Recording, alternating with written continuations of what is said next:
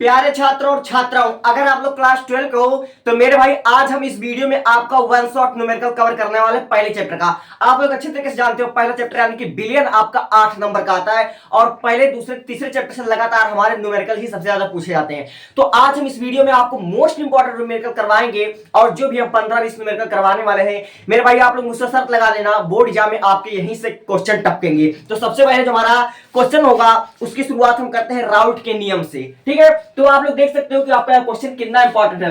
2017 में आया हुआ है, 2023 में आया हुआ है और 2024 में आया हुआ है, यानी कि एक ही क्वेश्चन लगातार 3 वर्ष आया हुआ है। तो आप लोग इसकी इंपॉर्टेंट को समझ सकते हो। तो क्वेश्चन को जरा समझना कि क्या कह रहा है। कह रहा है दो द्रव्य ए तथा बी, कह रहा है दो द्रव्य ए तथा बी का वाष्पदाब क्रमशः 80 mm तथा 60 mm है। यानी कि इसमें हमारा कोई द्रव है, ठीक है, दो द्रव है और राउट ने द्रव द्रव के लिए विलयन का जो हमारा नियम दिया था उसी पर आधारित यह क्वेश्चन है। कह रहा दो द्रव ए तथा बी, तो आपको यहां पर लिखना है हल। ठीक है मेरे भाई, एक मिनट में आपको समझा दूंगा क्वेश्चन कैसे लगते हैं। दो द्रवों ए तथा बी, तो यहां पर आप लोग लिखो ए और यहां पर आप लोग लिखो बी, ठीक है, का वाष्पदाब क्रमशः 80 mm तथा 60 mm है। यानी कि जो हमारा ए का वाष्पदाब है, ठीक है, ए का जो हमारा वाष्पदाब मेरे भाई वह दिया हुआ है 80 mm, ठीक है, और जो हमारा बी का वाष्पदाब दिया हुआ है वो हमारा दिया हुआ है 60 mm, ठीक है, यहां पर दिया हुआ है हमारा कितना 60 mm, ठीक है। और फिर उसके बाद कह रहा है कि ए के 3 मोल तथा बी के 3 मोल, यानी कि हमारे इसके मोल भी दिए हुए हैं। ए का जो हमारा मोल है वह 3 मोल दिया हुआ है, ठीक है, ए का जो हमारा मोल दिया हुआ है वह 3 मोल दिया हुआ है तथा बी के 2 मोल, यानी कि बी के हमारा कितना दिया हुआ है 2 मोल दिया हुआ है। कह रहा है ए के 3 मोल तथा बी के 2 मोल मिलाने पर प्राप्त मिश्रित कुल विलयन का वाष्पदाब क्या होगा। तो आप लोग क्वेश्चन को समझ चुके होंगे कि इस क्वेश्चन में हमसे वाष्पदाब पूछ रहा है। इस क्वेश्चन में हमसे क्या पूछ रहा है, वाष्पदाब पूछ रहा है, यानी कि आपसे पूछ रहा है पी पूछ रहा है, ठीक है। तो यह आप लोग अच्छी तरीके से कंफर्म हो गया होगा कि ये राउट के नियम पर आधारित यह क्वेश्चन है, क्योंकि राउट ने ही दो द्रवों पर अपना नियम दिया था, ठीक है।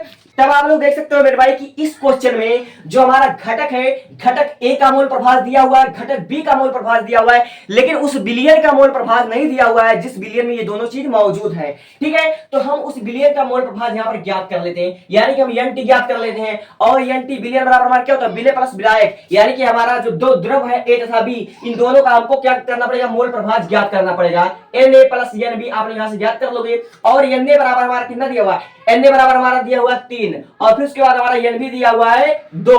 अब इन दोनों को ऐड करोगे तो हमारा जो विलयन का मोल हुआ मेरे भाई वह हमारा हो गया 5, ठीक है, वह हमारा हो गया 5। अब आप लोग क्या करो, ठीक है, ए का आप लोग को मोल प्रभाव ज्ञात करना पड़ेगा, ए का आप लोग को मोल प्रभाव ज्ञात करना पड़ेगा। तो आप लोग यहां पर लिखो काई ए, ठीक है, मोल प्रभाव को हमेशा काई से प्रदर्शित करते हैं, तो लिखो एन ए बराबर, ठीक है। अब किसी भी घटक का अगर आपको मोल प्रभाव ज्ञात करना है तो उस घटक का मोल बटे विलयन में उपस्थित संपूर्ण घटक का मोल होता है, ठीक है।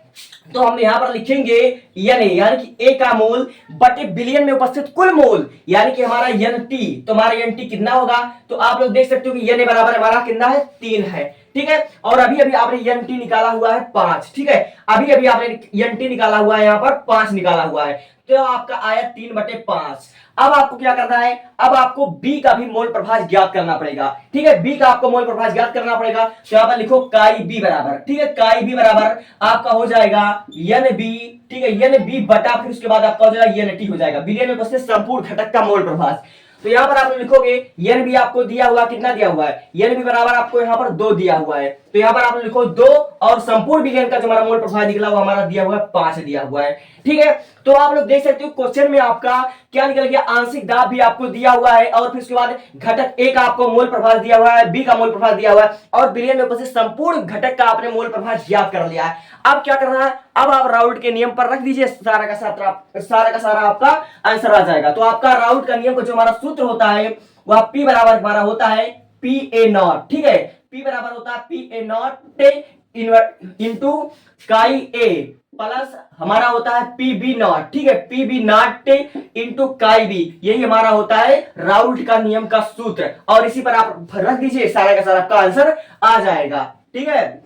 तो आपने देखा कि पी ए बराबर हमने यहां पर 80 mm, या क्वेश्चन में हमारा दिया हुआ था 80 mm, ठीक है, इंटू काई ए का मान हमने कितना ज्ञात किया, का ये हमने ज्ञात किया 3/5। ठीक है, 3/5 यहाँ पर आपने रख दिया और प्लस फिर उसके बाद आपका जो हमारा पीवी नॉट है, पीवी नॉट का वैल्यू हमने कितना ज्ञात किया था 60 mm। तो यहाँ पर आप लोग लिखो 60 और फिर उसके बाद आपका इंटू हो जाएगा एन बी। हमने जो बी का मोल प्रोफाइल निकाला वो हमने निकाला 2/5, 2/5 निकाला। ठीक है, अब इसी को आप लोग हल कर दीजिए, आपका आंसर आ जाएगा। देख लीजिए ये हमारा 80 है, ये 5 है। अगर आप लोग इस 80 को 5 से काट दोगे, ठीक है, तो आपका यहाँ पर आएगा 16 और 16 यहाँ आपका हो जाएगा 48। तो यहाँ पर लिखो P बराबर 48 प्लस फिर उसके बाद देखो आप का देखो यहाँ पर 60 यहाँ पर 5 है। अगर आप लोग इसको काटोगे तो यहाँ पर आ जाएगा 12। ठीक है, 12 पंचे 60 होता है और 12 दूनी 24 हो जाएगा।